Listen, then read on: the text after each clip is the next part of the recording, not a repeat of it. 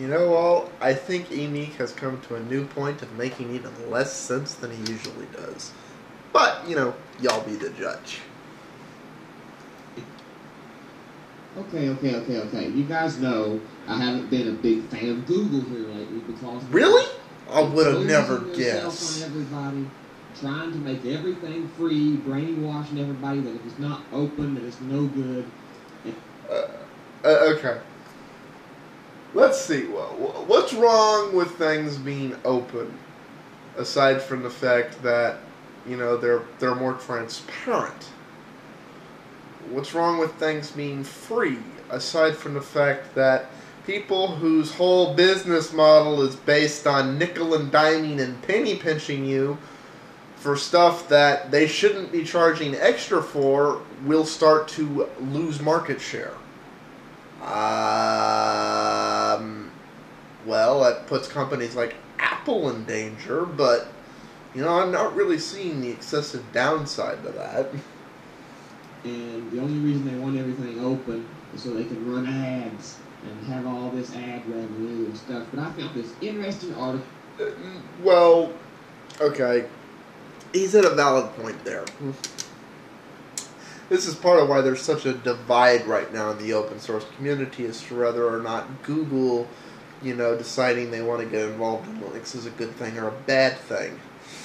It's a good thing in that they can bring a shitload of money to the table. It's a bad thing in that I guarantee you, like he says, this button brought to you by XYZ. Buy XYZ. Would you like to click this button? Buy XYZ. XYZ. This button, XYZ. I just want to open my start menu, Google. I don't need to see an ad for that. This ad brought to you by this ad. And, I wouldn't mind Google ads being everywhere if they were on topic. I can't stand AdSense. Not because it's not a good idea, but because it's never on topic. That's what was it? I was watching one of Leo Laporte's shows on Ustream the other day, and there was AdSense ads with his content advertising G4 shows.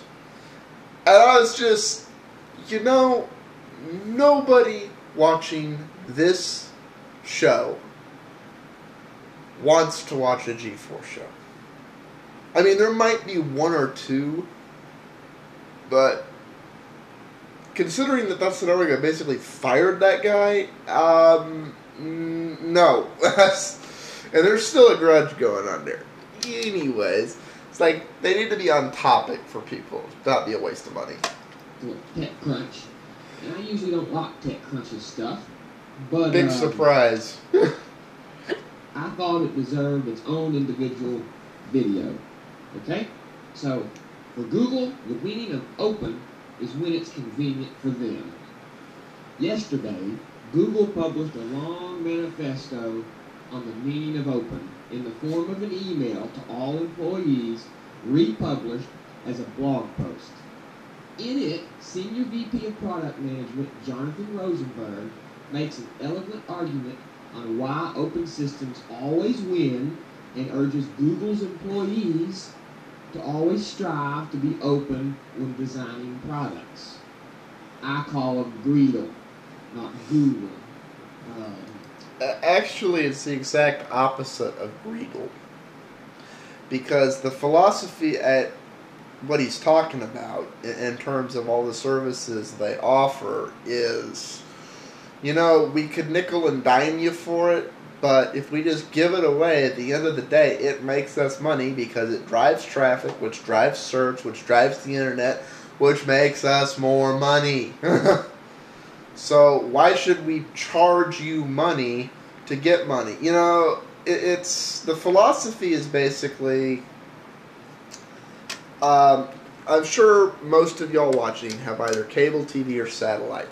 The philosophy is, if you've noticed, cable TV as of late, and satellite too, has gone nuts with the amount of commercials they put and stuff. And what do? We all got our DVRs and started fast-forwarding through them and don't watch any of them anymore because there just got to be too damn many of them.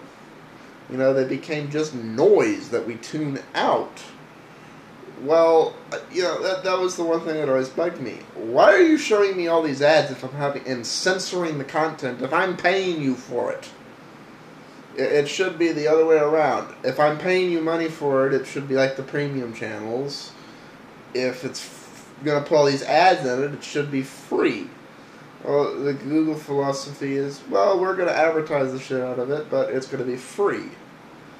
The same thing with their email, same thing with YouTube, same thing also. If the ads are paying for it, that's why it's free. The philosophy of every other company when it comes to this stuff is we're going to have ads to make more money, but we're also going to charge you for it, so the ads are 100% profit, not paying for costs. Am I the only one that logic is lost on? It's like, basically, it's being ungreedy, which is a good thing.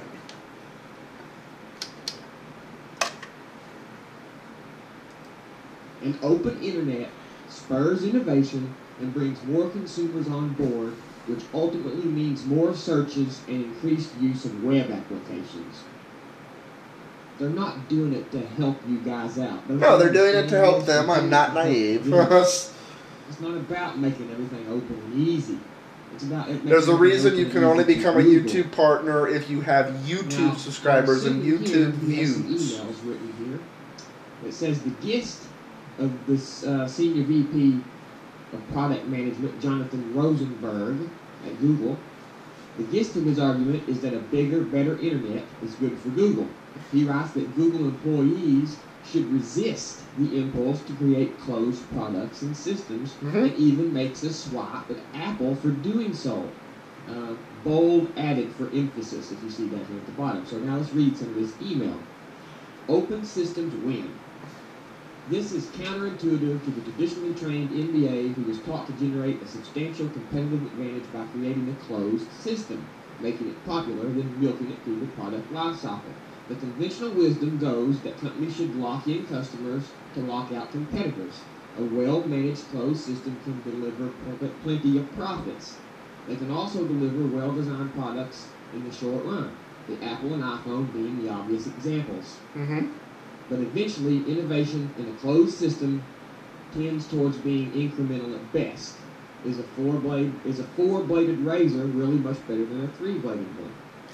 And I think Emeek's real beef with this is that this basically describes what has happened to Apple. Initially, when Apple came out, it was pushing things forward. You could say the same thing about Microsoft. But both of them, because of their closed, lock-you-in nature, they're not about building the better mousetrap, building the better computer, building the better product, building the better UI.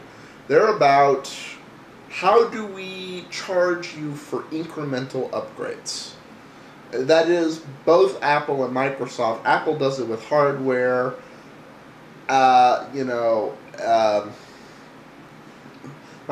just does it with software. Apple does it with the whole dang package. But if you look at what has happened to Apple over the last 10 years, they went from setting the bars to falling behind. Whereas the open source community kept growing and growing and growing and growing, and it surpassed Apple, and Apple just kept doing these, okay, next step, next step, next step, while the open source community has been growing exponentially. They've been surpassed. All of them have been surpassed, and that's what they're pointing out here. I think Emeek doesn't like this because it basically states that this will be the decade or so that Apple starts to lose market share and grow weaker because it's really innovated as much as it can unless it adopts some open philosophies. They can't have absolute control anymore. I'm coming up on time, so I'm going to have to cover the rest of this in the next skip. Peace out. See you in the next part.